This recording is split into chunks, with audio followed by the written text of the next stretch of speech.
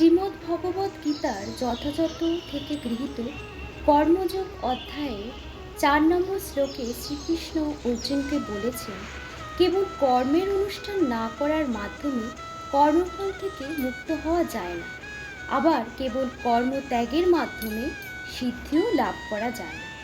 এর তাৎপর্য হল, জড় জাগতিক মানুষের অন্তর পবিত্র করার জন্য প্রদত্ত শাস্ত্র নির্ধারিত বিধিনিষেধের আচরণ করার ফলে যখন অন্তর পবিত্র হয়, তখন মানুষ সর্বত্যাগী জীবনধারায় সন্ন্যাস আশ্রম গ্রহণ করতে পারে।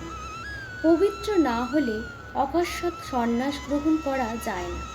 মায়াবাদী জ্ঞানীরা মনে করে সংসার ত্যাগ করে সন্ন্যাস গ্রহণ অথবা সকাম কর্ম পরিহার করা মাত্রই মানুষ তৎক্ষণাৎ নারায়ণের মতো ভগবান হয়ে যায়। ভগবান শ্রীকৃষ্ণ কিন্তু এই মত অনুমোদন করছেন না। অন্তর পবিত্র না করে সন্ন্যাস গ্রহণ করলে তা কেবল সমাজ ব্যবস্থার উৎপাতেরই সৃষ্টি করে।